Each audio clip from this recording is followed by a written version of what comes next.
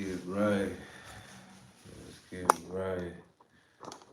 Make sure let's get right. Let's get right. Let's get right. Let's get right. Let's get right. Let's get right. Let's get right. You already know what it is, man. It's your boy Dealatofficial, and this is No Filters. Always appreciate you hitting that like button for me, subscribing to the channel so you don't miss an episode, and sharing this with the world. And of course, family, when you come in, get comfortable. Get you something to eat, get you something to drink, woo, get you something to smoke if that's what you do. Cause you see the title, fam. We finally heard. Let's get into this here. Mr. President, why wait for Congress to release the Epstein files? Why not just do it now? Well, it's not the question that I mind, it's your attitude. I think you are a terrible reporter.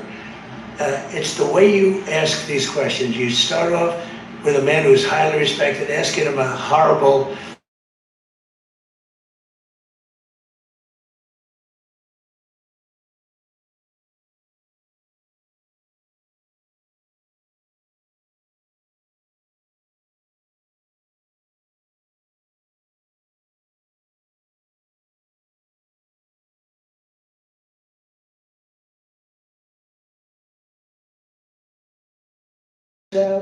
Bill Clinton, Larry Summers, who ran Harvard, was with him every single night, every single weekend. They lived together. They went to his island many times. I never did.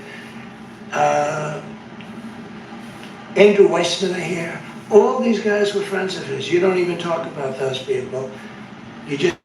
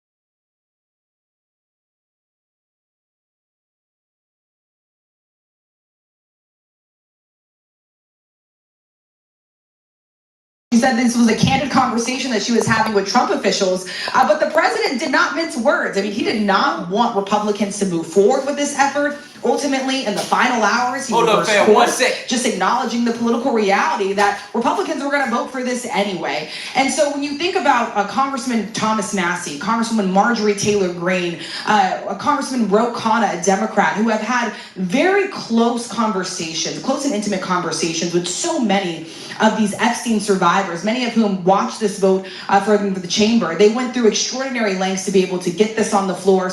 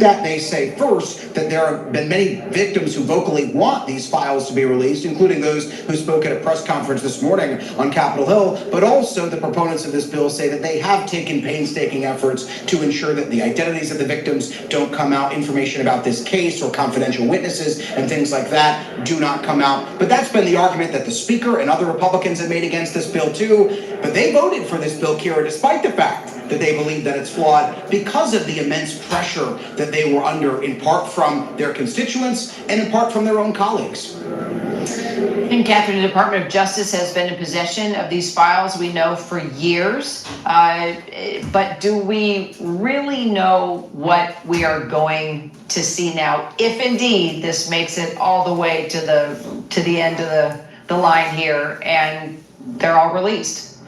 Well, it's a good question, and we don't know what is in the trove of these files in its entirety that the FBI and DOJ have, hence why obviously we are discussing here today about making them public. We do know, Kira, as you've reported as well for months, that the administration over the past, frankly, 6 months has been worried about these files coming out. In fact, according to reports, we know that Pam Bondi, the Attorney General, briefed Trump that his name was included in the files, that she briefed him back in May about that. Now, this doesn't mean that there was any wrongdoing by the president or other people, but they found it serious enough to alert Trump to that. So we don't know what's in these files. Hopefully we do, see them at some point. But I think the question that Mary asked to Trump today is the $1 million question, and worth asking to the White House consistently. We don't need this congressional procedure to see these documents publicly. The DOJ, the FBI, the administration can release these. They haven't yet. And the question is, why is that? They spent quite some time trying to get members of Congress to take their names off of a petition that forced this vote that we just saw. They were unsuccessful in doing that. But obviously they did that because the administration ultimately didn't want this vote to happen today, and here we are. Well, Kim, even if the House and Senate do vote to release these files, it doesn't guarantee the full release will even happen. Is there any legal way, though, to make sure it happens? Yeah, that's really the question. We're in a time period under which the Department of Justice is at the hands of Pam Bondi really answering to a single man, not so much to the rule of law or the Constitution.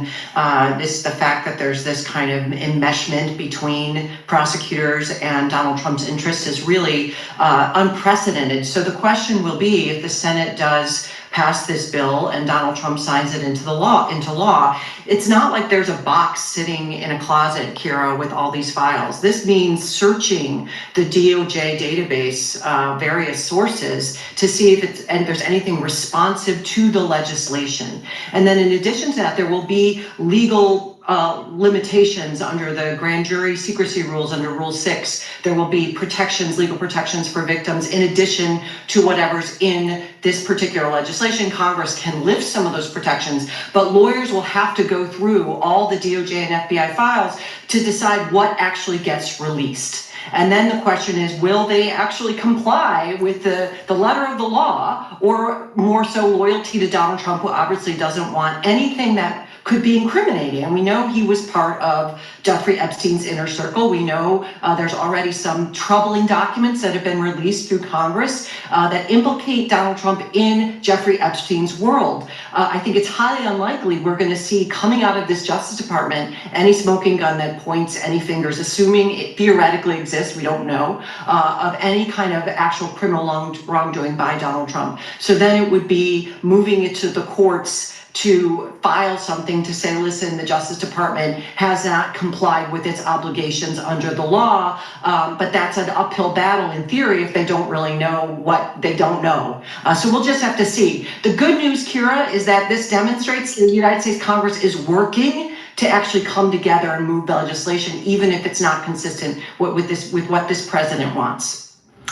Well, I'll tell you what victims want. They want justice, and they have held compelling press conferences, even as early as this morning and throughout the day. They have met with lawmakers. Rachel, you have talked to a number of survivors. I understand you were able to catch up with some of them that were there, paying attention to this vote live on the Hill. Just give us some perspective here of how these women coming together, standing up in a group, holding this press conferences, has made an impact on all of this. Yeah, Karen, we were just walking back over here to the steps of the Capitol because outside of one of the entrances here to the House, we saw a number of those victims, the survivors of Epstein's abuse, who were leaving the Capitol. They were inside watching this vote unfold, and we all asked them what their reaction was. They were very cheerful watching this vote pass. They felt a sigh of relief, and they said, on to the Senate. That's what they started chanting, on to the Senate. They said this is just step one. They're ready for the next step. I mean, they are keenly aware here that this is not a done deal, that even though this cleared the House with a significant amount of bipartisan support, it still has to head to the Senate before getting to the president's desk. And then the Justice Department would actually have to release those files. But one by one, just earlier today, I mean, it was a remarkable moment here on Capitol Hill. The bravery of these survivors to come forward one by one, many of them with photos of themselves at the age when they first met Epstein, as young as 14 years old, holding those photos up and describing the pain that they have endured, and describing the silence that they felt, and then describing the community and the strength in the community that they feel standing with those fellow survivors and urging Congress to finally take action. Each of them also really commending Congresswoman Marjorie Taylor Greene, who has faced immense pressure to back away from this effort, Congressman Thomas Massie, and the Democrat who co-sponsored this legislation as well, Ro Khanna, for their efforts as well. So it was a emotional moment here on Capitol Hill, and they just left the Hill right now, really celebrating this achievement here by the House clearing this vote. Indeed. Rachel, Jay, Catherine, and Kim, thank you all so much for the ongoing coverage today. Hit that like button, subscribe. You know what it is. Cookin in Washington, and we are coming on the air with breaking news just seconds ago. A landslide vote in the House of Representatives on a bill that would try to force the release of DOJ documents related to Jeffrey Epstein, which started as a long shot bid months ago, now one step closer to becoming law. This was a nearly unanimous vote. The final vote, 427-1, just hours after some Epstein survivors gathered at the Capitol to rally support. So next step, the Senate, and then on to the White House for the president to sign this into law if it passes that chamber. The president now says he'll do that in a surprising political pivot after months of resistance to backing the bill. Joining us now is our chief Capitol Hill correspondent, Ryan Nobles. And Ryan, this vote just seconds ago now takes this one step closer to reality for the survivors and other advocates who have been fighting for it. The question had been just how many Republicans would get on board. The answer appears to be all but one. That's right, Hallie, and as this resolution was officially gavelled and signed through the House of Representatives, there were cheers in the gallery just a few feet from where I'm standing, and we're told that there were survivors of the Epstein saga that were in the gallery watching as this vote took place. And you're right, it was an overwhelming passage, 427 voting in the affirmative, only one nay, and that is Congressman Clay Higgins, who released a statement saying that he is what he described a principled no on this, saying that he has issues with the bill. And of course, Republicans in Congress, including the Speaker of the House, have said from the very beginning that they had issues with the way that this discharge petition, as it's called, came to be. The discharge petition is a maneuver that rank and file House members can use to bring a piece of legislation to the floor outside of House leadership. This was initially something that Republicans fought right up until the last minute. There was a group of breakaway Republicans that joined with Democrats to force this to the floor. But once it became a reality that this was something that House members were going to be forced to vote on, Republicans quickly came around and decided that it was responsible and smart for them to vote yes, including the Speaker himself. Today, though, he did hold a press conference and discuss his issues with the bill. He is concerned that it doesn't do enough to protect survivors, that it could put potential victims of child sex abuse at risk of their information being made public, and that it could compromise future investigations. The supporter of this package saying that they've written the bill in a way that would solve and deal with all these issues that the Speaker has. He's asking the Senate to change it, Hallie, and of course that is the next big question we have, is how the Senate will deal with this, and we could find that out here in the next hour or so when the Senate convenes. Explain that, Ryan, because you now have the top Senate Democrat, Chuck Schumer, suggesting that he will try to bring this to the floor. He will try to take action, possibly in the next several hours here tonight. Of course, it would need Republican support. What are you hearing from that side of the Capitol? Well, there's two ways that this could go once it reaches the Senate, Hallie. There's a very quick way, and then there's a much more lengthy and arduous process that this resolution could take. If they take the route that Speaker Johnson is suggesting, it could delay the passage and the release of these files indefinitely. So Speaker Johnson is asking for a long list of amendments to be added to this bill. That would require deliberations and negotiations among senators to craft the language that would make them feel more comfortable with voting yes. It would then have to come back here to the House for another vote before it made it to the president's desk. This doesn't seem to be something that most rank and file Republicans want to deal with right now because it keeps the story in the forefront. It's something that we'll continue to ask questions about. The other alternative they have is that they can do as Senate Minority Leader Chuck Schumer has suggested and just bring the bill to the floor this afternoon and vote on it, perhaps even by a vehicle called unanimous consent, where they just put it on the floor and say, is everybody okay with this? And if no one objects, the bill passes. That would prevent Republicans from having to deal with the continued questions about this, and it would also send the bill to President Trump's desk as soon as this evening. Now, we don't know which way the Senate Majority Leader John Thune wants to go as it relates to this package. He's deflected all questions about the Epstein saga from the very beginning, saying that this resolution was just a hypothetical issue because the Senate or the House had yet to pass it. It is no longer a hypothetical issue. It is something he's going to have to deal with. And Hallie, we've talked to many Republicans already on the Senate side who said that the bill should come to the floor and that they plan to vote yes. So much like how we saw it play out here in the House, if it makes it to the floor, it will absolutely get at least the 60 votes necessary. The question right now is in the hands of John Thune as to when the bill could make it to the floor and how quickly there'll be a vote.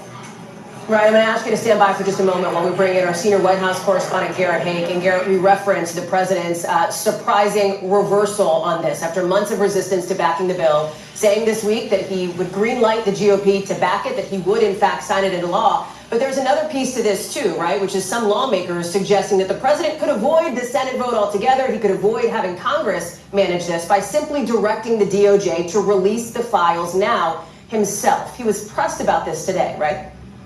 Yeah, that's right. I mean, he really didn't answer. And this has been one of the interesting kind of riddles at the heart of this. I mean, this is a president who's never been shy about urging his attorney general or Department of Justice to take specific actions in a way previous presidents would not. Here, there's a very clear action he could have taken if we take his words at face value, that he wants to see transparency here and wants to put this issue behind him and could...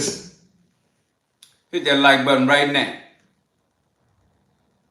Good day, I'm Hallie Jackson in Washington, and we are coming on the air with breaking news just seconds ago. A landslide vote in the House of Representatives on a bill that would try to force the release of DOJ documents related to Jeffrey Epstein, which started as a long shot bid months ago, now one step closer to becoming law. This was a nearly unanimous vote. The final vote, 427-1, just hours after some Epstein survivors gathered at the Capitol to rally support. So next step, the Senate, and then on to the White House for the president to sign this into law if it passes that chamber. The president now says he'll do that in a surprising political pivot after months of resistance to backing the bill. Joining us now is our chief Capitol Hill correspondent, Ryan Nobles. And Ryan, this vote just seconds ago now takes this one step closer to reality for the survivors and other advocates who have been fighting for it. The question had been just how many Republicans would get on board. The answer appears to be all but one. That's right, Hallie, and as this resolution was officially gavelled and signed through the House of Representatives, there were cheers in the gallery just a few feet from where I'm standing, and we're told that there were survivors of the Epstein saga that were in the gallery watching as this vote took place. And you're right, it was an overwhelming passage, 427 voting in the affirmative, only one nay, and that is Congressman Clay Higgins, who released a statement saying that he is what he described a principled no on this, saying that he has issues with the bill. And of course, Republicans in Congress, including the Speaker of the House, have said from the very beginning that they had issues with the way that this discharge petition, as it's called, came to be. The discharge petition is a maneuver that rank and file House members can use to bring a piece of legislation to the floor outside of House leadership. This was initially something that Republicans fought right up until the last minute. There was a group of breakaway Republicans that joined with Democrats to force this to the floor. But once it became a reality that this was something that House members were going to be forced to vote on, Republicans quickly came around and decided that it was responsible and smart for them to vote yes, including the Speaker himself. He sits on the Health Committee and Banking Committee, so what about that? Let's bring in Oklahoma Senator Mark Wayne Mullen. He sits on the Health Committee and Banking Committee, so what about that? Why now? Why didn't the Democrats do this at some point over the last 4 years? Well, I think it's a distraction, obviously. I mean, it's obvious that it wasn't a big deal when Biden was there. This is obviously looking a lot worse on them. I mean, you got Summers that was, Epstein's wingman. You have Clinton that was on his plane 26 times. You have the delegate from the U.S. Virgin Islands, Plaskett. We'll come to her in a second. Yeah, who's saying that, who's literally texting him and took a $30,000 donation for the DCCC on it. So I think this is all just a distraction that they're trying to get away from their policies and the ridiculous agenda that they have. I mean, think about this. We were 43 days in a shutdown. Not one word about the Epstein files. The day the government was reopening, they switched immediately. Every left-leaning fake news outlet started running Epstein stuff immediately when it took place. And I think President Trump was smart by saying, release them. Go ahead, get them all out. And then we had those 3 emails from Jeffrey Epstein that were released by the Democrats, right, which they thought cleverly redacted the name of Virginia Giuffre, whose testimony was already well known. You're right. To try to throw some more smoke out there that, maybe there's somebody else who's talking about the president. But this does seem to be blowing back to a greater degree on Democrats. You mentioned the delegate from the Virgin Islands, right, Stacey Plaskett, who during a hearing in February 2019 with Michael Cohen was getting real-time coaching via text by Jeffrey Epstein. We put that together. Watch how it unfolded here. Reduce his real estate taxes. I'm sharing with you 2 newspaper articles, side by side, that are examples of Mr. Trump inflating and deflating his assets, as I said, to suit his finance testimony. As I noted, I'm giving the committee to Mr. Weisenberg and other individuals, Ms. Rona. Who are those individuals? As Ms. Rona, what is Ms. Rona's? Rona Graff is the Mr. Trump's executive assistant. And would she be able to corroborate many of the statements that you've made here? Yes, her office is directly next to his, and she's involved in a lot. I mean, that's just extraordinary. And this is a guy who was 4 months away for getting popped for all of the bad stuff that he had been doing, and she's texting with him real time. Well, if you read the text, he said Epstein said ask about Rono, and she said, who's that? Yeah, is that an acronym? Yes, is that an acronym? Does it stand for something? She didn't know who it was, but she was asking the questions. Once again, this doesn't look good at all for the Democrats, but this is all about smoke and mirrors. It's about distractions. You know, you really start looking at this, people said, well, why hasn't President Trump already did this? Why didn't he already release it? The White House was very concerned about just the DOJ files coming out and not the ones that were inside the grand jury. Remember, there's a grand jury in Florida and a grand jury in New York that Pam Bondi has asked them to release the files to, and they haven't agreed to release them. What we wanted to do as the Republican Party is release them all at once with the grand jury and with the open files. I think this is going to blow back directly on them. I mean, even Epstein himself was trying to make President Trump look bad. So obviously they didn't have a great relationship. No, I mean, but this is like another Russian gate. He kicked him out of his club by that point, and Epstein was obviously not too happy about it. However, Larry Summers, who appears to be the biggest loser in this so far, he was the Treasury Secretary under Clinton, he was the former president of Harvard, he was Obama's chief economic advisor, and stayed in touch with Epstein for years after the sexual stuff started. After he was a registered sex offender. Yes. Right. Here's what Larry Summers said. I am deeply ashamed of my actions and recognize the pain that they've caused. I take full responsibility for my misguided decision to continue communicating with Mr. Epstein. He's basically retiring to the proverbial undisclosed location. He says he's withdrawing from public life. But when you have episodes like this with Plaskett and with Larry Summers, why are the Democrats so fixated on President Trump? Well, first of all, Summers could try to retire from public life. The truth is, if he did something criminal, knowing it, and he was covering up for Epstein, then he needs to be prosecuted. So you can try to retire and say, I'm getting away from it. You can't. The question needs to come up is, what was Bill Clinton doing on the plane 26 times?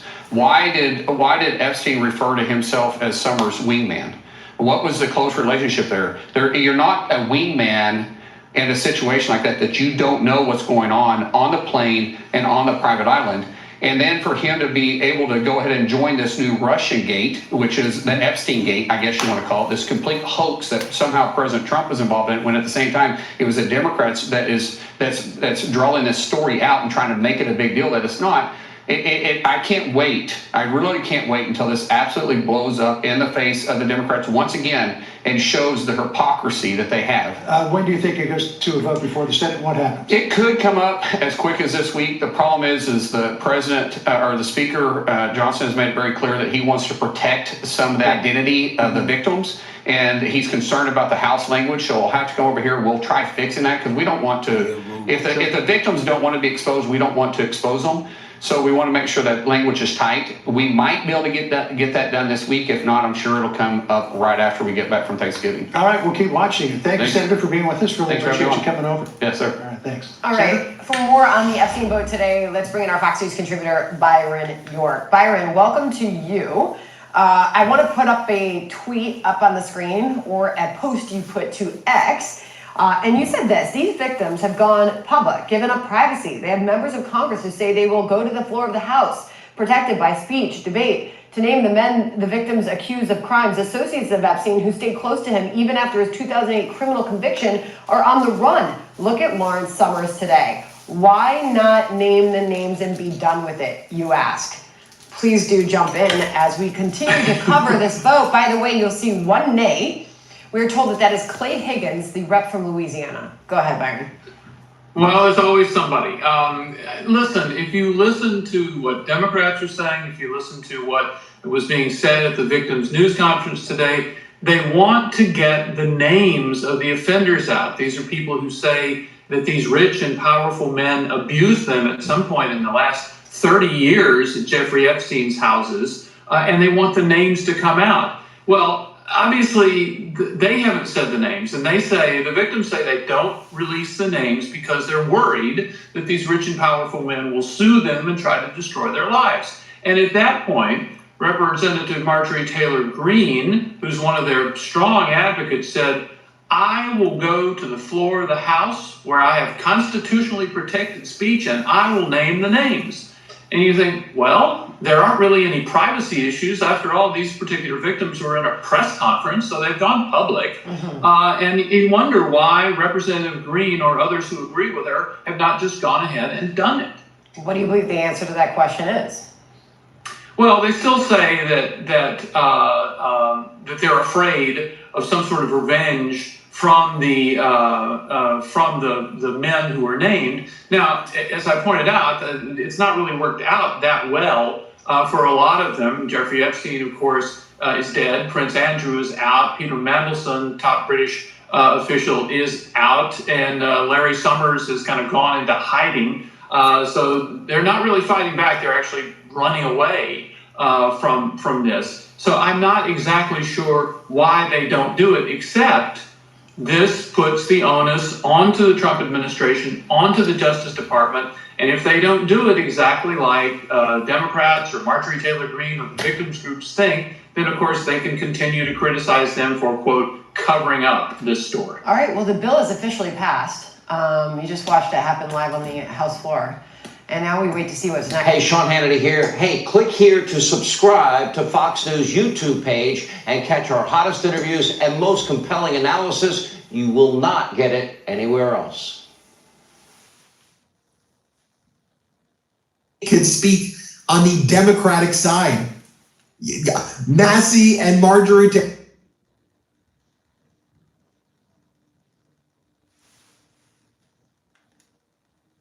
Yeas are 427, the nays are 1. 2/3 being in the affirmative, the rules are suspended, the bill is passed, and without objection, the motion to reconsider is laid on the table.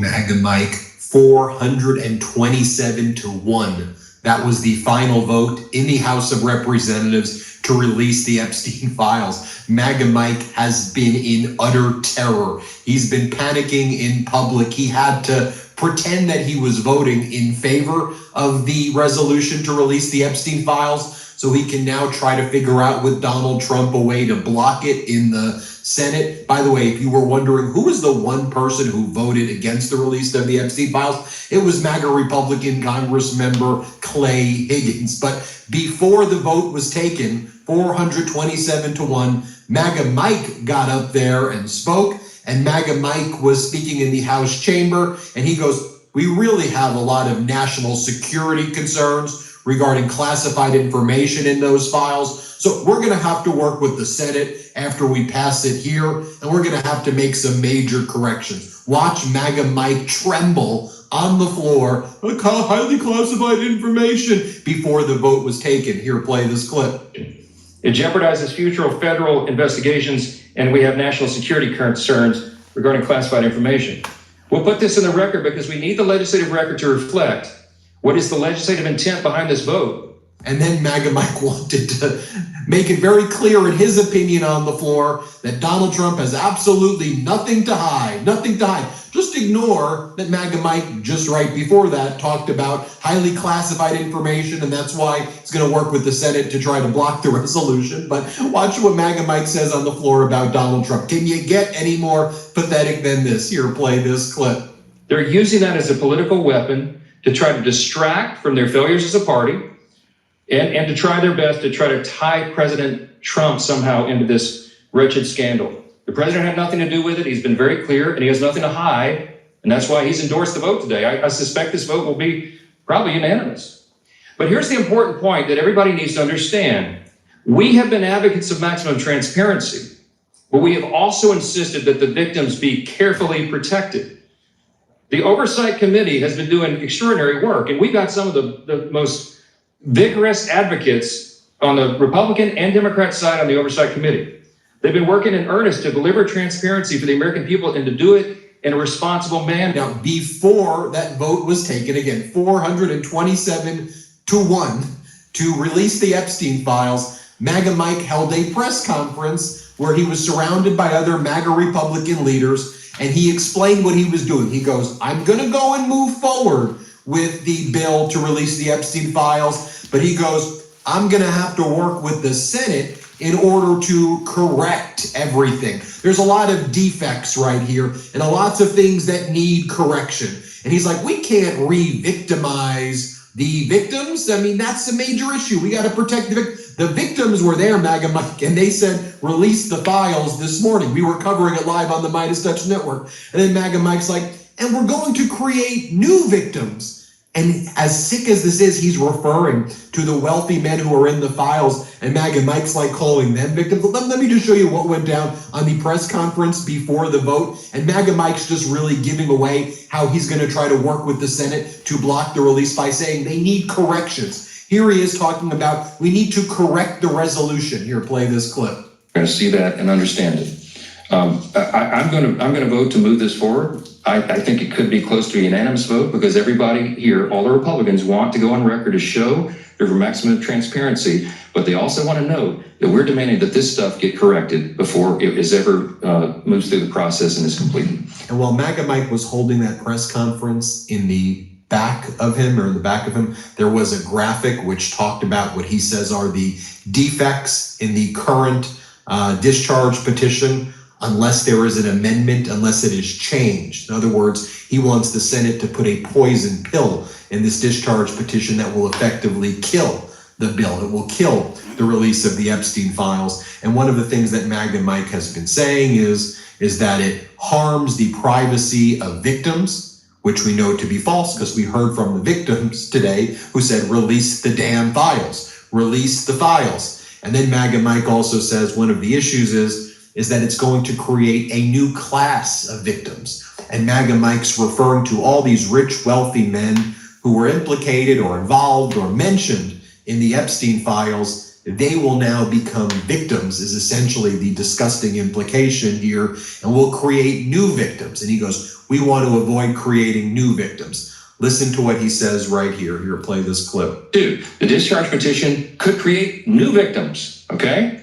Because it requires the DOJ to release information even in cases where the DOJ or the FBI has already reviewed it and determined it is not credible. It is false information.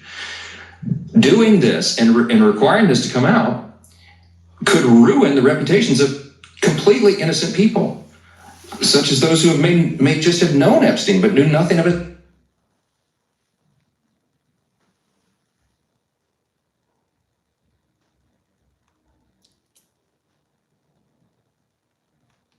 Crimes or whose names he exploited.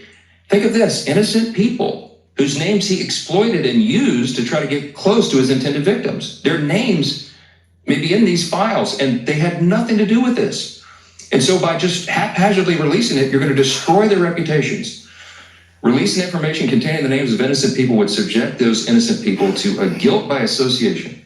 It would create an entirely new group of victims who have no means to clear their names. That's a concern of Congress, and it should be. And then he talks about national security concerns, and he's like, one of the reasons we can't release these files is because we have to be very careful with the classified information and national security concerns here. And so that's one of the reasons we probably can't release these files. Do you see what he's setting up here? Do you see what he's doing? Here, play this clip. All right. Number 5. National security concerns, okay? The discharge requires the Attorney General to release within 30 days, quote, classified information to the maximum extent possible. This ignores the principle that declassification should always rest and always has rested with the agency that originated the intelligence. Why? So that they can protect their critical sources and methods. It is incredibly dangerous to demand that officials or employees of the DOJ declassify materials that originated in other agencies and intelligence agencies.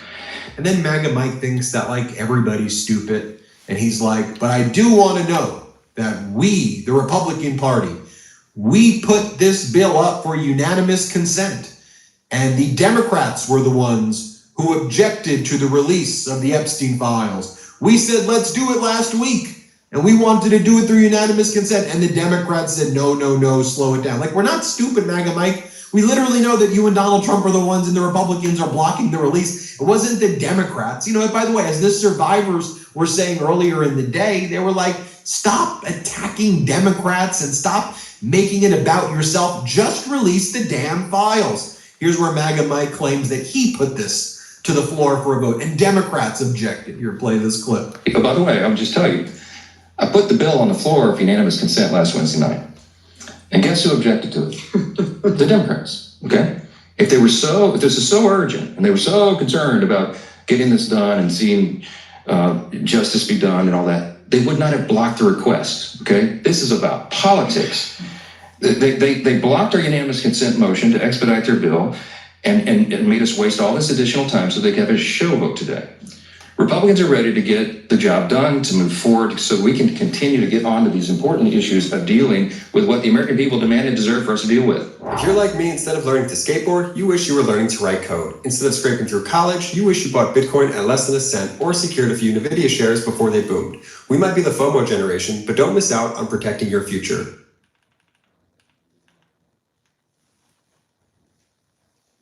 Counterpart Leader Thune, and I talked him through this with him and shared our deep concerns. And of course, they share those concerns as well. And so I'm very confident that when this moves forward in the process, if and when it is processed in the Senate, which there's no certainty that that will be, that they will take the time methodically to do what we have not been allowed to do in the House, to amend this discharge petition and to make sure that these protections are there. The authors of the discharge did not allow us to do that here. That's the rules here. But in the Senate, they can correct it. So under that circumstance, because of that, we know there's serious deficiencies. We know that the work of our colleagues in the Senate can address that and will. They're very conscientious and concerned, as we are, about all this. As we've insisted from the very beginning, Republicans are the only party trying to make a material difference in ensuring maximum transparency. Oh, by the way, I'll just tell you. And that's why I just want to educate our audience. And I think you get it, right? But I want to show you the code words that they are using and how they're trying to be manipulative here. But I know you get it. I know you understand it. So then a reporter asks him, so you're voting for the discharge petition today? Isn't that a reversal on what you've been saying before? And why would you vote on it if you want to correct it? And then MAGA Mike just spews a bunch of word salad, because the true answer is he knows he's going to lose the vote. They want to save face, and then they're going to try to go to the Senate and then work there to kill it to make sure it doesn't get a vote. Here, play this clip. Do you acknowledge that by voting for this discharge today, that is a reversal for you, that you could have put this on the floor months ago, would not have even needed to have a discharge petition if you had supported it months ago? No, it's not a reversal. As I just explained, we had big problems with the discharge from the moment it was filed.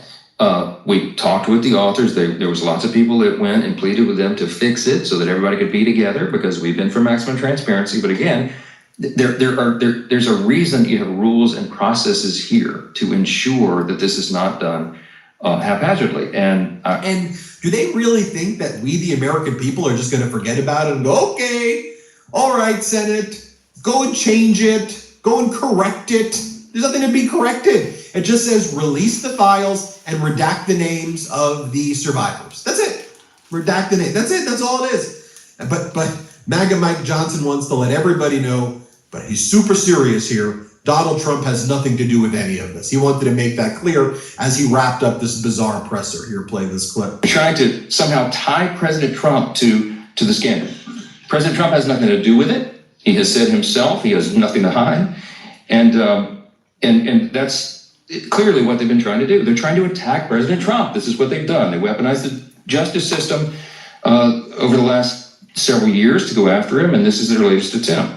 And this is what MAGA was trying to push all day. You had Harriet Hageman, MAGA Republican Congresswoman from Wyoming. She's like, it's the Democrats that were involved in this. The Democrats are the ones who were with Epstein.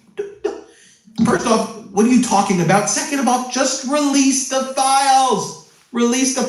We know with Epstein's emails from the 2,300 email threads, Donald Trump's name was on more than half of those email threads. But Go ahead, Hageman. Here, play this clip. Perhaps you should look in the mirror. It is one of yours. It is one of yours. It is the Democrats that were the fixers and the attorneys for Jeffrey Epstein. So I guess that it's very difficult for me to take you seriously as you attempt to turn this into yet another attack and another way to get Donald Trump. This isn't about Donald Trump. This is about the Democrats who were aligned with Jeffrey Epstein. One of the things that took place this morning as well and through the afternoon, which I think tells you a lot as well. So MAGA Mike and the Republican leadership in the House limited the debate and would not allow Republicans to even really debate the issue. And they tried to minimize the time that people can speak in favor of the resolution to release the Epstein files. As Democratic Congress member Jim McGovern, who heads the Rules Committee for the Democrats, says, for months, Republican leaders have stonewalled a bill to release the Epstein files. Now they're trying to limit debate. So I'm teaming up with Thomas Massie, Republican, and Ro Khanna to start debate early and give this the time it deserves. Tune into the House floor soon. And then Republican Thomas Massie said, we're starting debate on the Epstein legislation very soon. Tune in now. So the Democrats have a finite time to speak. The Republicans refuse to let their people speak.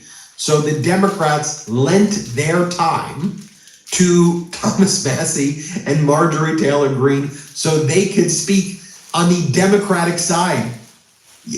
Massie and Marjorie Taylor Greene were speaking with the Democrats' time on the Democrat side. How wild is that? Here's what Thomas Massie had to say. Play this clip. Case. That is wrong. Do not let the Senate muck this bill up.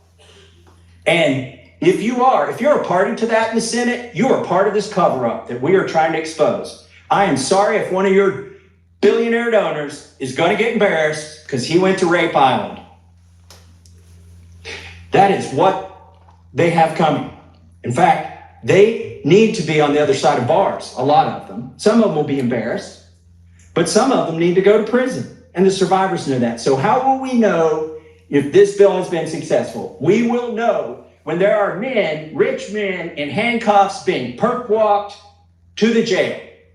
And until then, this is still a cover-up. Here's what Marjorie Taylor Greene had to say. Play this clip. And this was a fight that we should have never had to wage. It should have been the easiest thing for every single member of Congress. It should have been the easiest thing for the Speaker of the House. It should have been the easiest thing for the President of the United States to release all the information, every single file, on behalf of these American women. And while all of this was taking place, you had Donald Trump yelling at a female reporter. And when he was in the Oval Office with MBS, the Crown Prince of Saudi Arabia, and the reporter said, Mr. President, why are you even waiting to release the Epstein files from Congress? You have the power to release it now. And Donald Trump yells at the female reporter and goes, I don't like your attitude. I don't like your attitude. I want to take away your license. Here, play this clip. That's pretty good. Mr. President, why wait for Congress to release the Epstein files? Why not just do it now? Well, it's not the question that I mind, it's your attitude. I think you are a terrible reporter. It's the way you ask these questions. You start off with a man who's highly respected, asking him a horrible, insubordinate, and just a terrible question. And you could even ask that same exact question nicely. You're all psyched up. Somebody psyched you over at ABC. They're going to psych it. You're a terrible person and a terrible reporter. And this follows, of course, Donald Trump on Air Force One calling another female reporter Piggy. And he said, be quiet, Piggy, be quiet. That's how he's referring to female reporters now, calling them Piggy. Here, play this clip.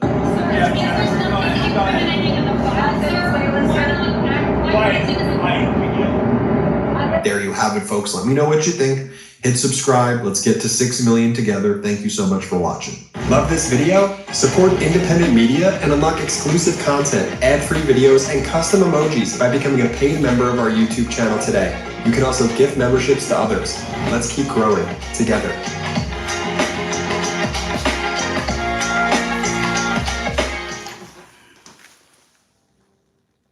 We start with breaking news from Capitol Hill, where the U.S. Senate could be just hours away from passing the bill to release the Epstein files. This after what at first blush appeared to be a stunning show of bipartisan unity in the House, where the bill to release the Epstein files passed this afternoon 427-1.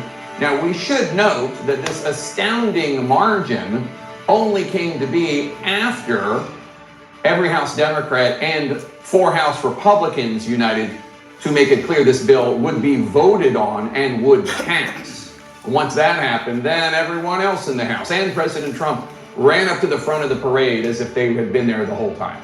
Speaker Johnson, who voted for the bill, wants changes for the Senate version so as to better protect the survivors of Epstein's, their privacy, as well as other sensitive material, he says.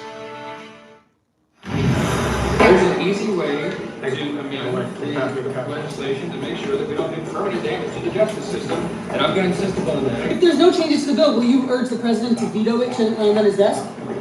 Cross that bridge when we come to it.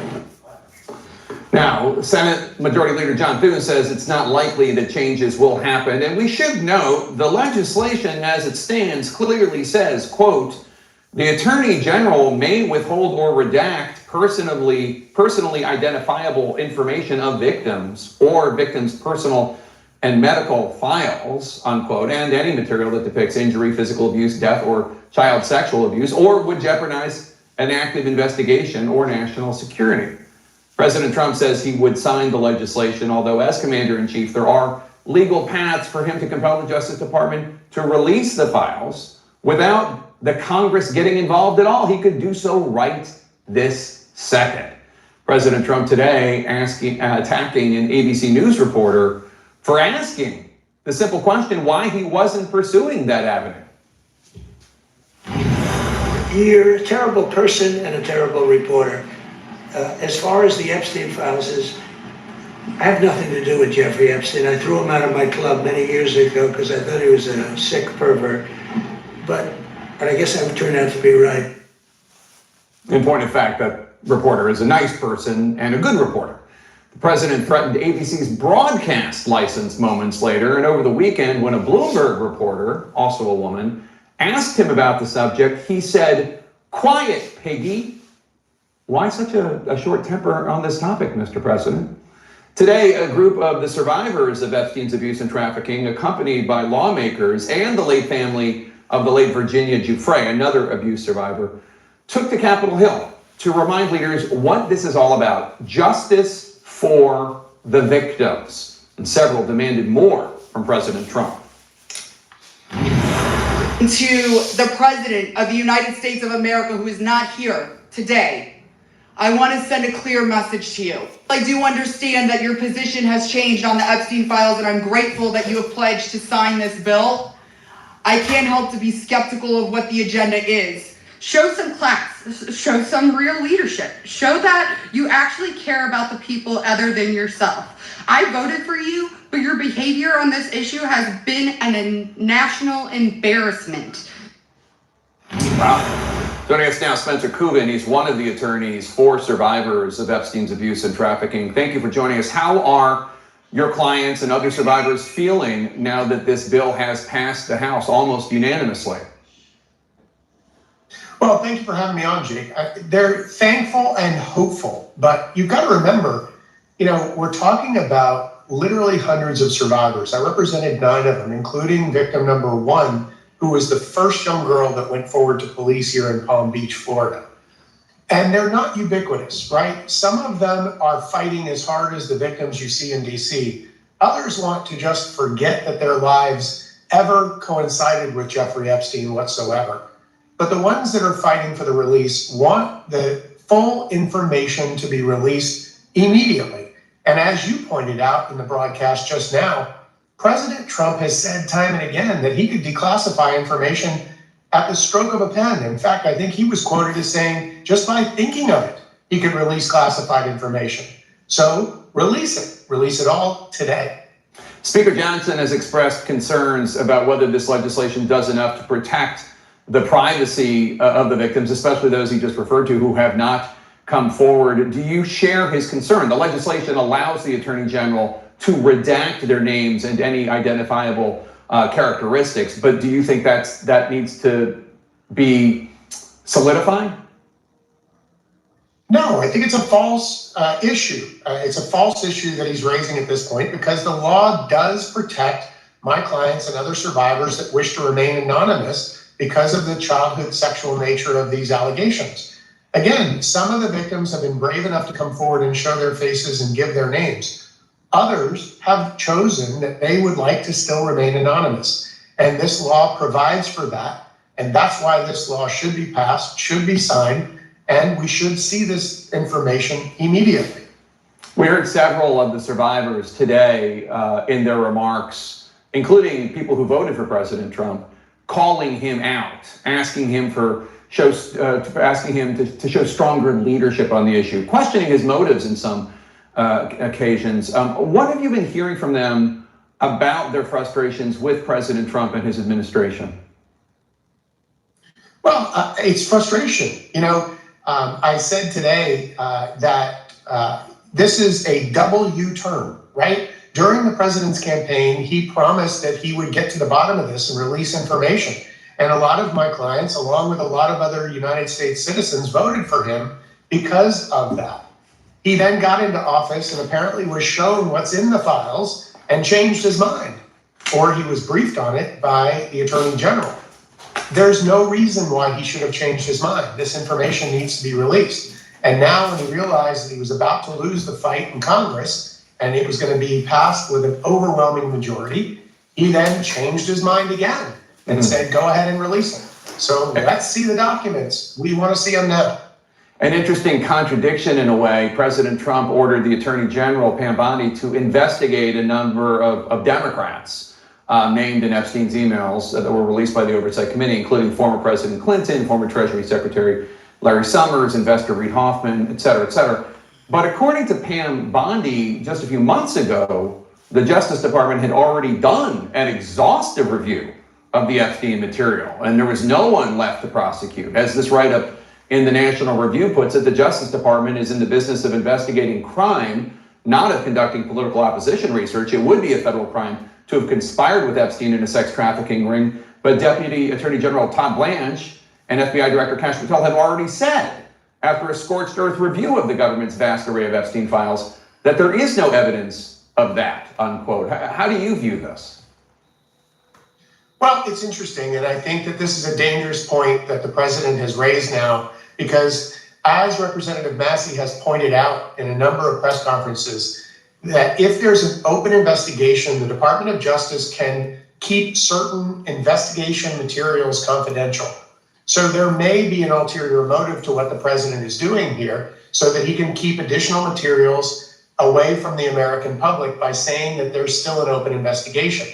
But if they attempt to do that, I have a feeling that there are a number of victims that will file suit under the new law that is passed to force the federal government, based on what you've already just shown, to make sure that this information is released.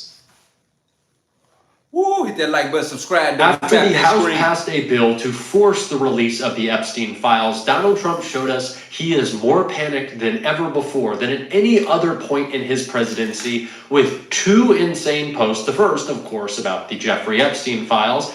The second, equally as crazy, about how angry he is with Black George Washington. Yes, you heard me right. Donald Trump is in a state of utter collapse that he is showing off on Truth Social.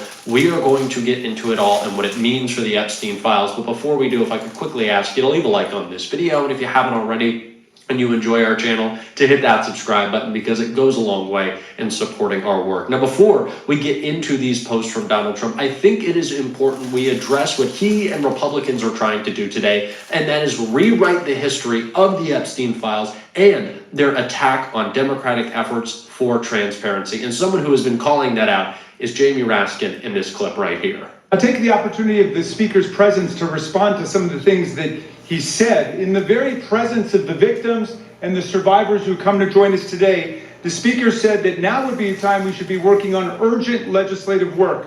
Mr. Speaker, justice is urgent legislative work. The truth is urgent legislative work. The Speaker says, why now? Why now? Well, Mr. Speaker, you were the one who refused to swear in Adelita Grajova for 50 days. We would have done it 50 days ago, but she provided the 218th signature on the discharge petition. So why now? It was because of your dilatory tactics, your delay, your postponement of it. Now, I want to talk later in this video about the efforts that Donald Trump will undertake to block the release of the Epstein files in full, even after Congress forces their release. But right now, I think it is so important to address not what Donald Trump will do in private, but what MAGA is trying to do in public, what Jamie Raskin is calling out, the fact that they want you to believe that they've always been for transparency. But Mike Johnson and John Thune and Donald Trump did not have some change of heart. They do not have moral clarity. They are just trying to change the narrative and pretend that they always wanted the release of the Epstein files, and actually are trying to pretend that it's Democrats who blocked it, both under Joe Biden's administration, which isn't true, and over the past couple of months, another blatant lie. But Donald Trump is trying to do this and trying to shift focus, I guess, back to the failures of his administration, which Jasmine Crockett called out right here in his very important context for the insane post that Trump made.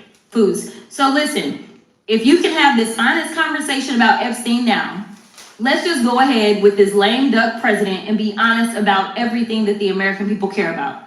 They care about affordability. They care about the fact that literally people are starving in this country because we have 42 million people, and I don't remember any one of you during that almost 2-month break deciding to go on faux news or any other news outlet and say, you know what, it is wrong to have 42 million people that are relying on $6 a day to eat, and we have the money because somehow our president was able to find under the couch cushion, the one that JD wasn't sitting on, under the couch cushion, he was able to find 40, how much did he find to send to Argentina? 40, there we go, 40 billion to send to Argentina.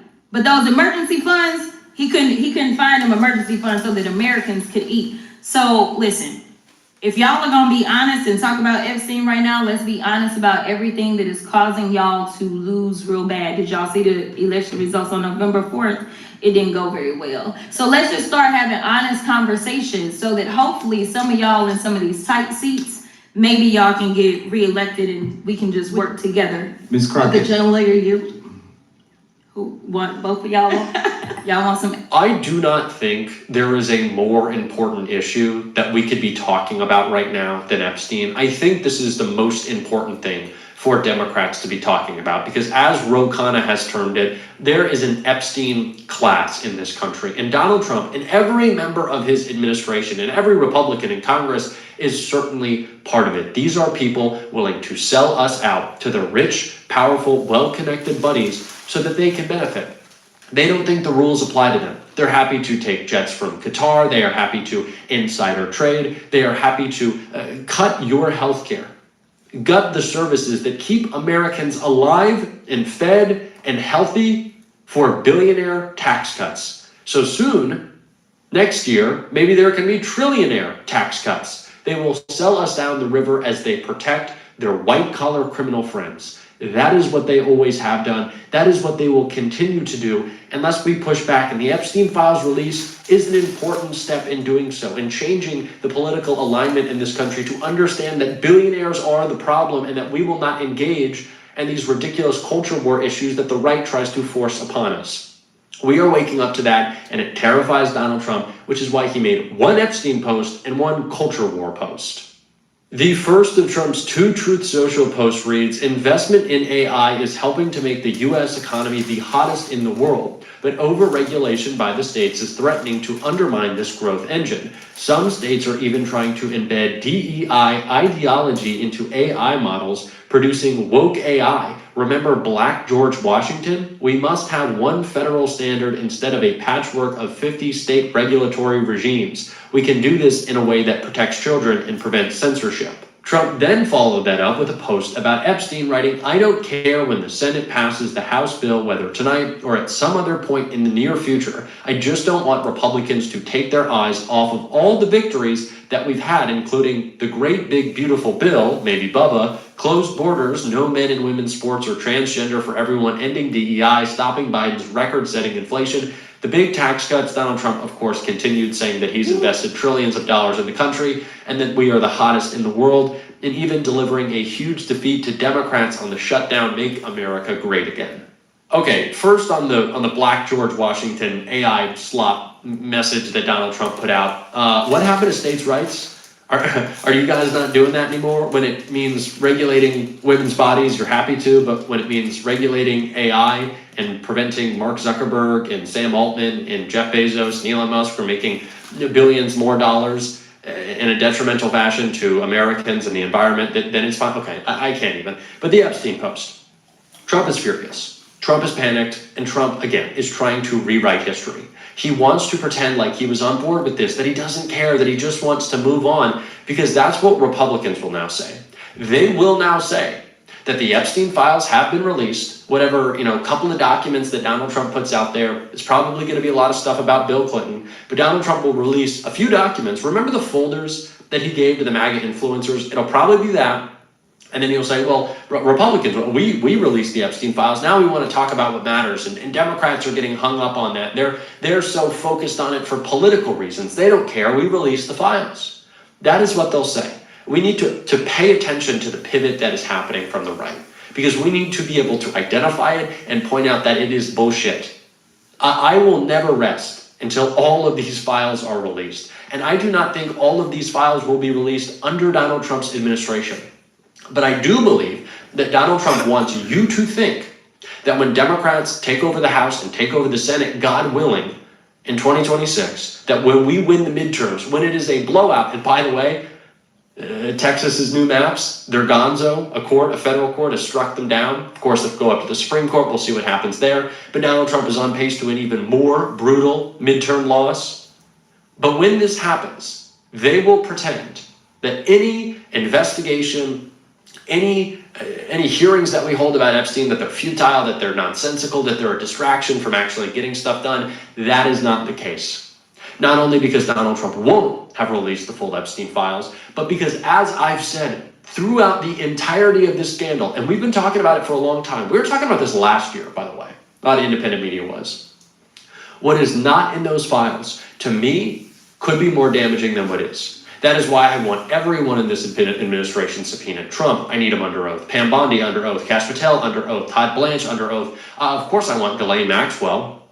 Epstein's brother, why not? All of these people need to go under oath. Mike Johnson, his staff need to go under oath. They were breaking the law for refusing to swear in Adelita Grijalva. They were breaking the law.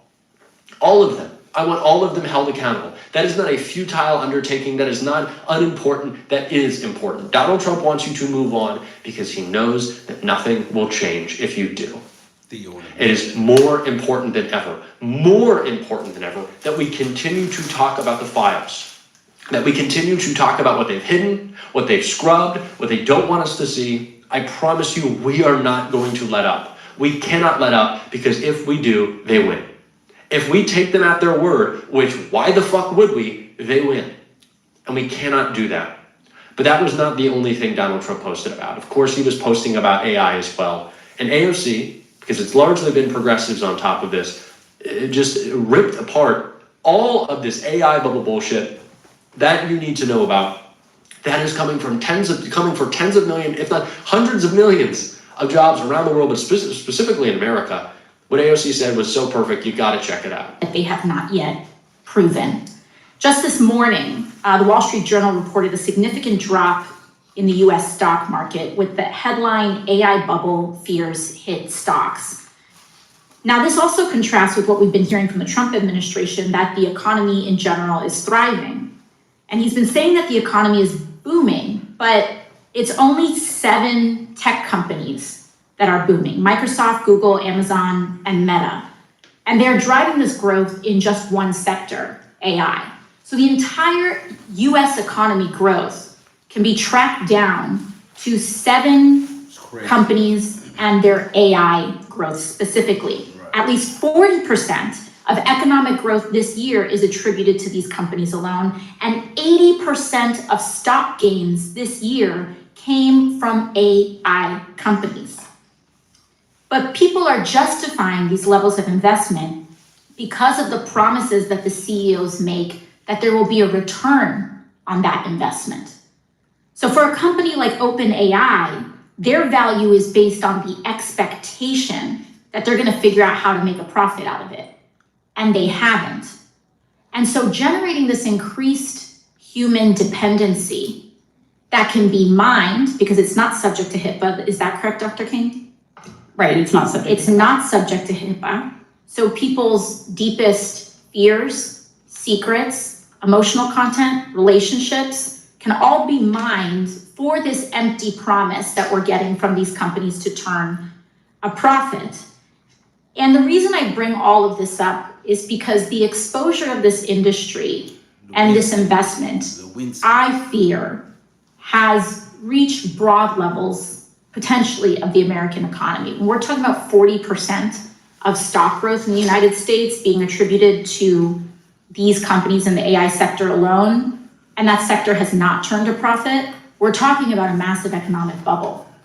And when we've seen depending on the exposure of that bubble, we could see 2008 style threats to economic stability. We need to be fighting back against the oligarchs on all fronts. That is. Now, if you trip off that, what she just did, first of all, hit that like button, hit that like button, hit that like button, subscribe right now, double tap. He sits on the Health Committee and Banking Committees. Let's keep going.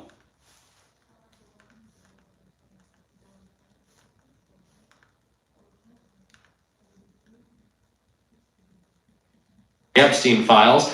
The second, equally as crazy, about how angry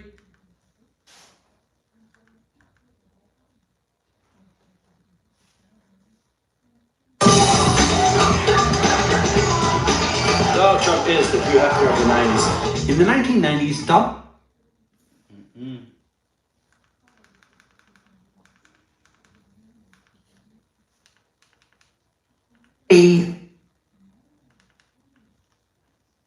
a stark reversal. President Trump is now calling for the release of the files. I'm talking about terabytes of videos taken in the Epstein homes, taken at Lolita Island and beyond.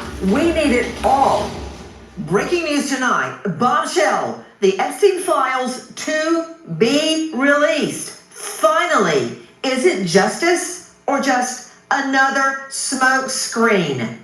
I'm Nancy Grace. This is Crime Stories. I want to thank you for being with us. I never thought I'd see the day, but we had to go to Washington and demand files become public. What is this? Russia? China? OHELLNO. I ain't shutting up about this. Will there finally be justice for Epstein victims? Not just Epstein, but when I say Epstein, I'm talking about many powerful and or wealthy men that absolutely engaged. We know, do we not? Straight out to Barry Levine joining us, author of The Spider, Inside the Tangled Web of Jeffrey Epstein and Ghislaine Maxwell. We know, beyond a doubt, that girls as young as 12 years old were flown to Island. Isn't that true? Yes, it is true, Nancy. And the only way we're going to get justice for these victims, and the Department of Justice told us there's more than 1,000 victims of Jeffrey Epstein and Ghislaine Maxwell, is to see these files, is to see the 100,000 pages of documents that include police reports, depositions, interviews, and focus in on the 20 men that Representative Tom Massey said have been by Jeffrey Epstein. Absolutely, and my point is, in the last hours, a stark reversal where President Trump is now calling for the release of the files. But something very, very critical to Victoria Churchill joining us, U.S. political investigative reporter for DailyMail.com. We need the release of the DOJ, Department of Justice, and judicial files, not just the congressional files. I'm not parsing words. The congressional files consist largely of email and phone conversations. The DOJ and judicial files consist of depositions, terabytes and terabytes of evidence that has been amassed by the DOJ. I'm talking about videos, terabytes of videos taken in the Epstein homes, taken at Lolita Island and beyond. The judicial and DOJ files are much more extensive than the congressional files. Giving me the congressional files is not going to advance that much. We need it all. Explain, Victoria Churchill, the most recent order from the White House regarding the Epstein files, Victoria. Sure. So President Donald Trump, on his way back from Mar-a-Lago in Florida last night, said that he is totally okay with Republicans in the U.S. House of Representatives voting for the DOJ files to be released. That, of course, is after this discharge petition led by Thomas Massie, as mentioned by your other guest, as well as Marjorie Taylor Greene, who Trump has had a field day with over the past weekend, insulting her mainly because she has been one of the main people who is pushing to go ahead and to release these files, as well as other representatives, other Republican female representatives. But now it looks like that even though those signatures on that discharge petition hit that 218 number that they needed last week, with the swearing in of Adelita Grijalva, who of course they took 50 days to swear her in Congress, but she was that last signature on that petition. Now Speaker Mike Johnson said last week that it will be up for a vote this week, and now Trump is saying, okay, Republicans can vote for it. So that is a change in the position that he has had throughout his time in office. But I also do want to note that in September of 2024, when he was on the campaign trail, he actually promised to release the files related to Epstein, as well as JFK and even MLK. So it's kind of interesting how the president has flip-flopped on this. But I also think that goes to show that he doesn't think that he will be implicated in anything nefarious in these files. And so I think that really two things can be true. I think his name can be mentioned as a former business associate of Epstein, in the Daily Mail. We constantly run pictures of Trump and Melania at Mar-a-Lago with Epstein, with Maxwell. They were known associates. That's undeniable. However, his name could be all over the files, and he cannot be implicated in anything nefarious, which I think is what we will discover to be the truth. In the last hours, a stark reversal from the White House. Trump now claiming he wants the Epstein files released after much furor over the past months. Why? Why the turnaround? Do we care? Or is this just another smokescreen? Listen. To Ghislaine Maxwell, Epstein writes, Trump spent hours at my house with a victim. Corresponding with Trump biographer Michael Wolff, Epstein says, of course Trump knew about the girls. He asked Ghislaine to stop. Wolff warns Epstein Trump will be asked about their relationship at an upcoming debate, and the two discuss how answers may benefit Epstein. These emails prove absolutely nothing other than the fact that President Trump did nothing wrong. And what President Trump has always said is that he was from Palm Beach, and so was Jeffrey Epstein.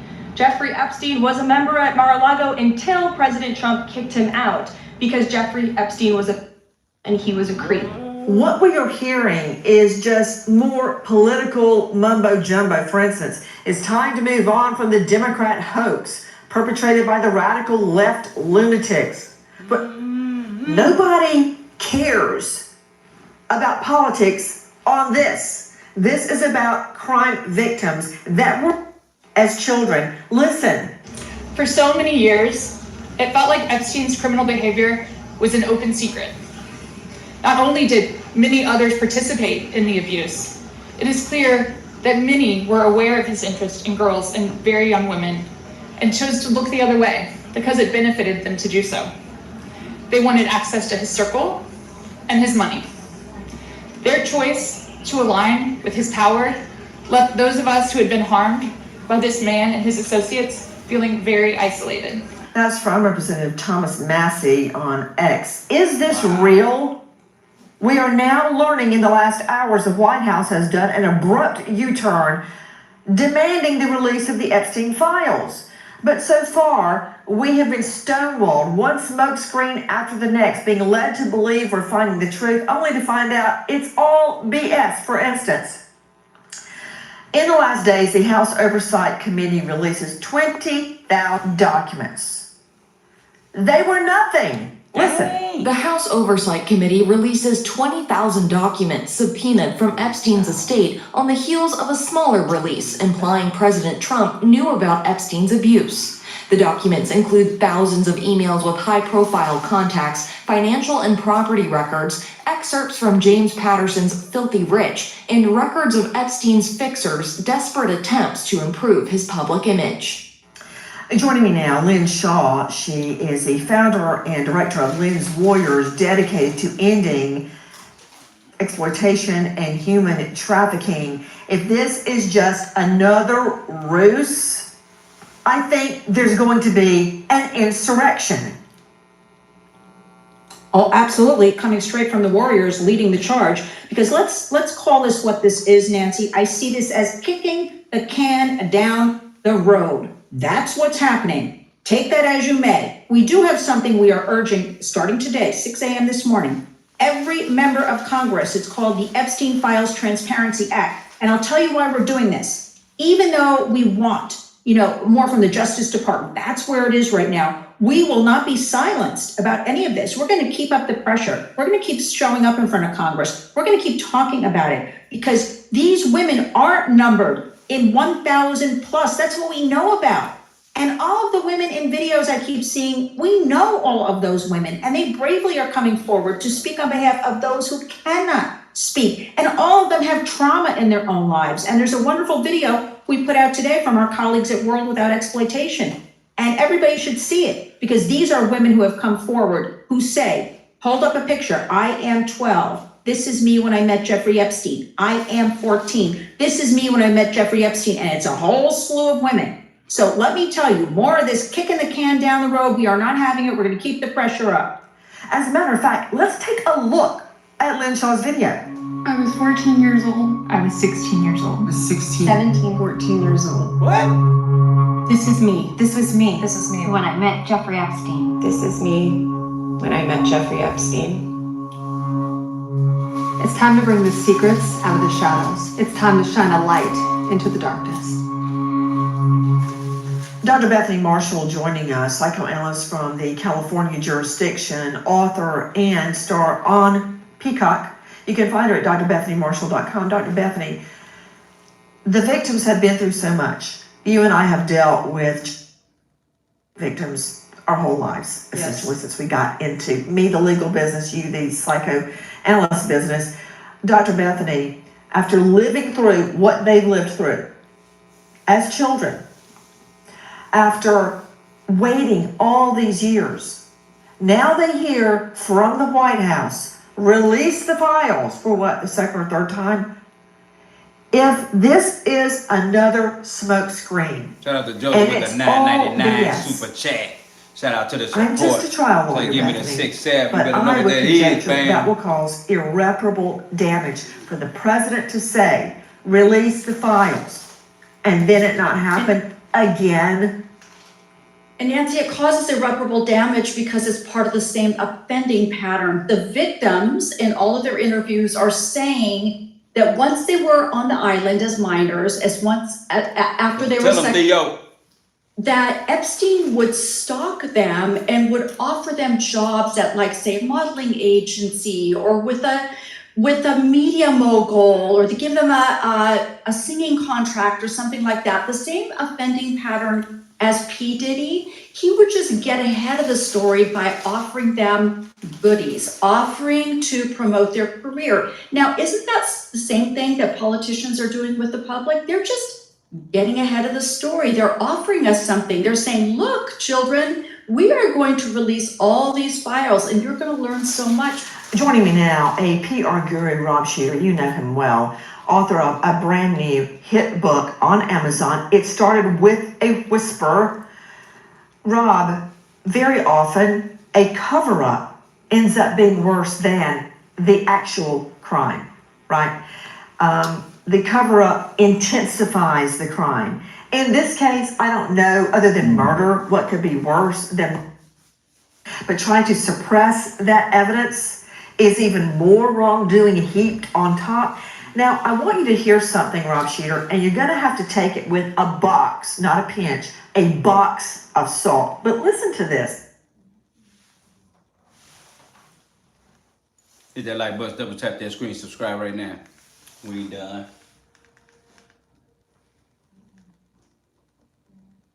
A lot of the rich and famous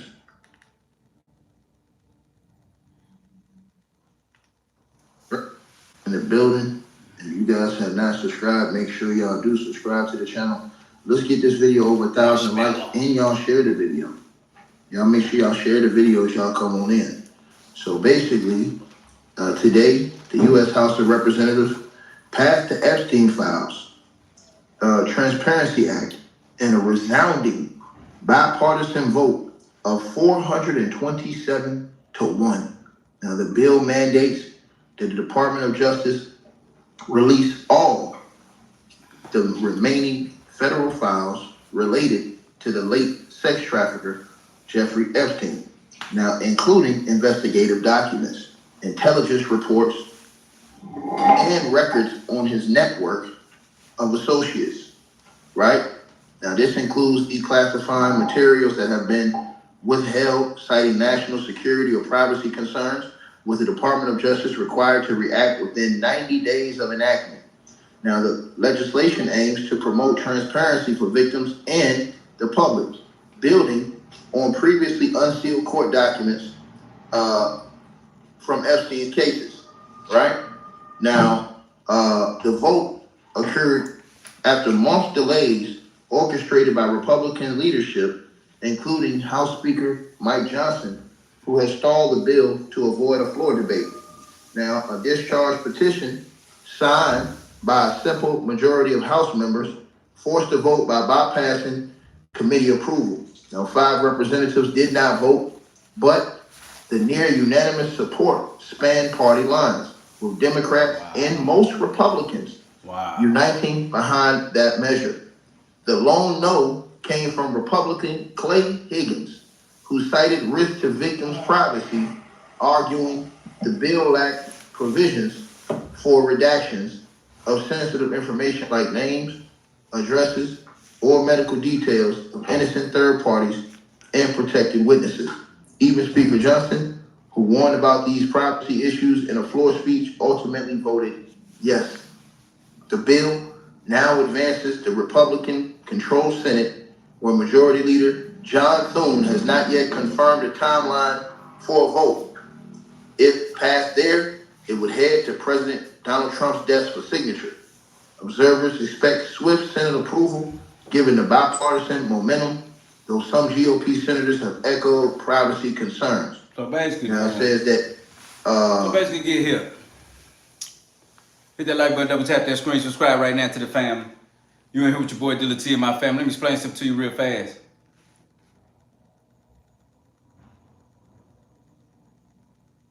It's the reason why it's being played out like it is. And that's another reason why that man want to be in the back of the line, then jump in front of the line like he was a part of the whole situation from the beginning, and he wasn't. This Trump should be ashamed of himself. But at the end of the day, somebody asked earlier, why do it matter about the file? Why? Because it says further that his characteristics of him being in the position he in is who leading us. And if that's who we have, that's leading us, can lie that bold-faced lie. Call everything a hoax, just a lie, period. And yet, they going through all this trouble to get people to be quiet. See, when you're going through all that trouble, then something must be important.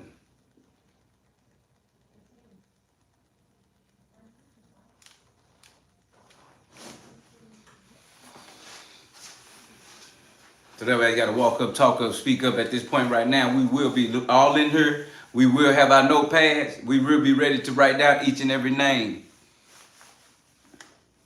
Yes, that's what we do. We write down names because your list look like everybody's list. We're gonna do something special because at the end of the day, that list and everybody that's on it is the people that's talking about who did it, so they know what's up because your name on the list. Where you been? Some of these people probably didn't do nothing with Epstein and the people that he was dealing with.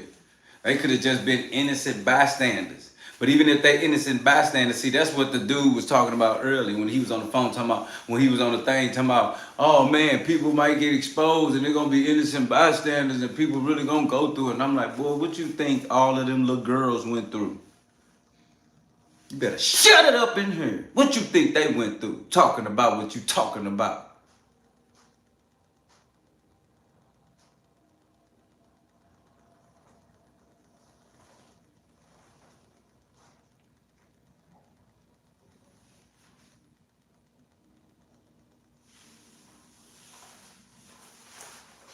No. What about what them girls felt? It ain't about none about them men, them old men. Not what them girls feel.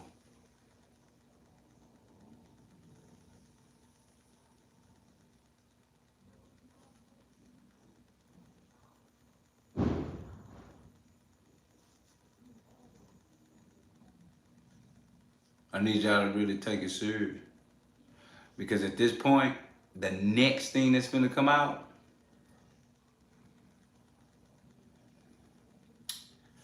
and the way that it's gonna come out, you should pay attention to the way it's gonna be revealed. So there's gonna be some names on there. And this is what you need to understand. Somebody said, why do it matter? Let me tell you why it matters. Because the people named that's on the list, it's the character of them and what they was doing there with him. You can't tell me you went to the island, but you didn't do nothing. You can't say you went and had meetings with him for years, constantly, even after knowing he was being charged about dealing with underage girls. After even knowing, and you still have a record of dealing with him. And when you hear about the people names that's on the list, those people have problems of their own. Think about it. Think about the names that came up. Those names have their own problems without Jeffrey Epstein. Let me bring that back for somebody that ain't hear me because they're about to get smacked. The people who was on the island, the names that came up already, their reputation precedes them. Sick.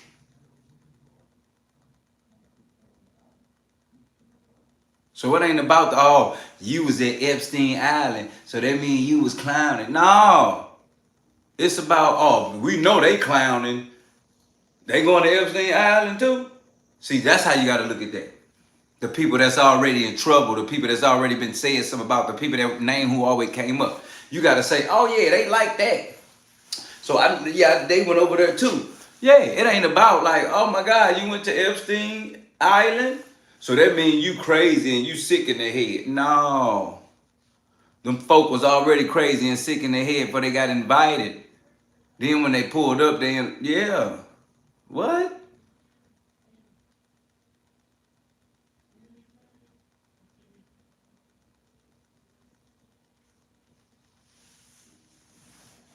So I'm just trying to tell you, fam, it's a difference because the people whose names on there already have their own problems in the same field as Epstein. So that should tell you more about not even caring about whose name on it at this point. It should tell you more that because we do know that those names came up and that they dealt with that man like that, you got to stop listening to their music. You got to stop listening to their music. You got to stop listening to, you got to stop wearing their clothes. You got to stop putting on their perfume, their cologne. You have to stop full-fledged supporting them.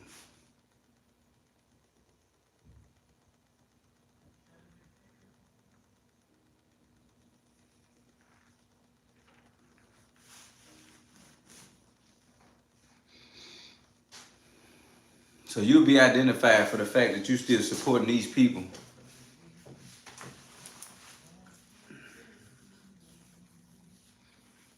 That's got some accusations against them that we know that we know that if it walk like a duck, talk like a duck, it's a what? These are the allegations. So I don't need nobody to sit back and be like, oh, he did it, let me see his name, because I feel like no. His reputation precedes him. He's been charged with this a bunch of times. That man has been accused of the same thing for decades. And on top of that, that man is still moving in the same way he's been moving.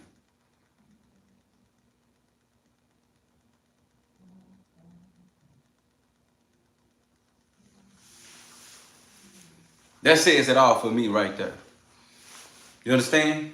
Because at the end of the day, we don't wait for the headline. No, we read in between the lines to bring light to darkness. You understand what I'm saying? There's only one way to do it. And that's right here with your boy Dilla T. You feel me? As always, fam, it don't get no better than this. Monday through Friday, 9 p.m. You know who you tapping in, man. Bringing light to darkness. And reading in between the headline. Just you know that the duck activity will definitely get cooked real quick, fam. Because we always know over here we fam. And at the end of the day, you got to make sure that you tune in Monday through Friday with your boy Dilla T and my family here. As always, fam, I truly appreciate y'all taking y'all time just to rock with me. I get up in here taking the whole days of life and days of work and still know that at the end of the day, I can pull up right here at the house with my fam. Give me something to eat, give me something to drink, and give me something to smoke if that's what you doing too. Because at the end of the day, I can relax, be myself, and watch the same TV we watching as we tune into the foolery, the ignorance, and the chaos each and every day. As always, fam, Monday through Friday with your boy Dilla T. I truly appreciate you all. Make sure your door's locked. Make sure you're straight. Make sure your family good. Tell somebody you love them before you go to sleep. Because you never know if tomorrow promised. Have a good night, family. Be safe. It's love.